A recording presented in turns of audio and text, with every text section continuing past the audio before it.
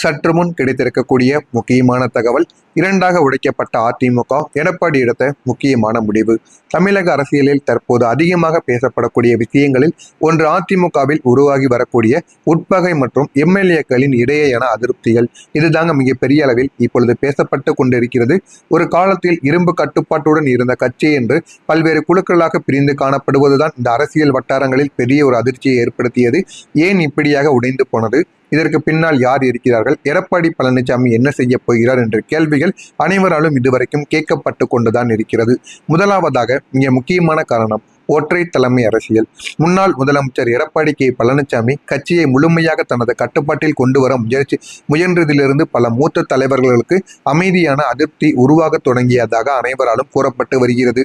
குறிப்பா ஓபிஎஸ் அணியுடன் ஏற்பட்ட மோதல்கள், பின்னர் நடந்த நீக்கங்கள், மாவட்ட செயலாளர் மாற்றங்கள் போன்றவை பலருக்கும் நாளை நாமும் புறக்கணிக்கப்படலாம் என்ற ஒரு பயத்தையும் அச்சத்தையும் இதுவரைக்கும் உருவாக்கி அதனாலேயே சில எம்எல்ஏக்களை உள்ளுக்குள்ள இருந்து அதிருப்தியையும் அது ஏற்படுத்தவும் வைத்தது.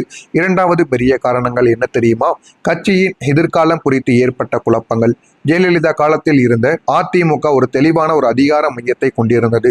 ஆனால் இன்று யார் உண்மையான வாரிசு, யாரிடம் எதிர்கால வெற்றி வாய்ப்புகள் அதிகம் என்ற ஒரு கேள்வி கட்சிக்குள்ளேயே தொடர்ந்து எழுந்து கொண்டேதாக இருக்கிறது. சில எம்எல்ஏக்கள் தற்போதைய தலைமையில் 2026 தேர்தலை வெல்ல முடியுமா என்ற சந்தேகத்திலேயே இருப்பதாக அரசியல் வட்டாரங்களில் இதுவரைக்கும் பேசப்பட்டது. இதுவே சிலரை அமைதியாக விலக செய்ததற்கும் ஒரு முக்கியமான ஒரு காரணம் என்றும் இப்பொழுது கொஞ்சம் கொஞ்சமாக தகவல்கள் வெளியில் வந்து கொண்டிருக்கிறது.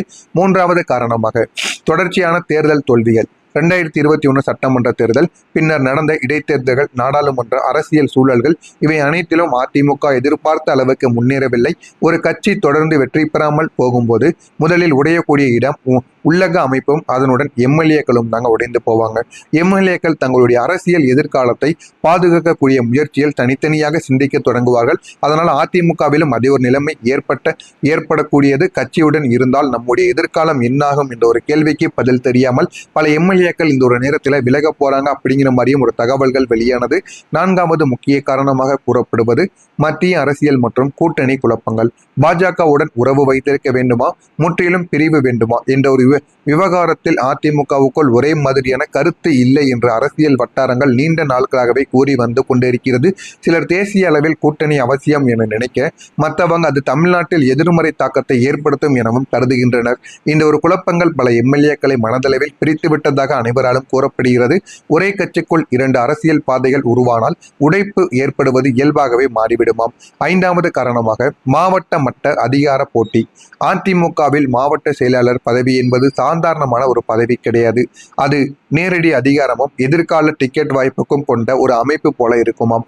பல மாவட்டங்களில் பல நிர்வாகிகள் புறக்கணிக்கப்பட்டதாகவும் புதியவர்களுக்கு அதிக முக்கியத்துவம் வழங்கப்பட்டதாகவும் குற்றச்சாட்டுகள் எழுந்தன. இதனால் உள்ளூர் அளவில் ஏற்பட்ட கோபங்களுக்கு பின்னால் எம்எல்ஏக்கள் வரை சென்றதாகவும் அனைவராலும் பேசப்படுகிறது. வெளியே எல்லாம் அமைதியாக இருந்தாலும் உள்ளுக்குள்ள பல வருடங்களாக சேர்ந்து வந்த அதிருப்தி தற்போது வெடித்து கொண்டிருப்பதாகவும் அதனாலே அதிமுகவுக்குள் இந்த மாதிரி பிரச்சனைகள் ஏற்பட்டதாம். இப்போது ஒரு முக்கியமான கேள்வி என்னன்னா, இதற்கு எடப்பாடி என்ன பதில் சொல்ல போகிறார் என்பதுதான். எடப்பாடி பழனிசாமி தற்போது கட்சியை மீண்டும் ஒரே கட்டுப்பாட்டுக்குள் கொண்டு வர வேண்டிய மிகப்பெரிய ஒரு சவாலில் இருக்கிறார். எம்எல்ஏக்கள் உடைந்து போகிறார்கள் என்ற ஒரு தோற்றமே பொதுமக்களிடையே பலவீனமான ஒரு இமேஜை இந்த ஒரு நேரத்தில் அதிமுகவுக்கு ஏற்றி கொடுக்கும்.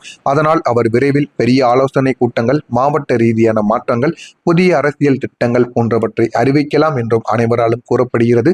நம்ம காத்திருந்து காணலாம் எடப்பாடி பழனிசாமி என்ன செய்ய போகிறார், அடுத்து நடக்கப் போவது என்ன என்பதை நாம் முழுமைக்கும் காத்திருந்து காணலாம். உங்களுடைய கருத்து என்ன என்பதை கமெண்ட் வாயிலாக கூறுங்கள்.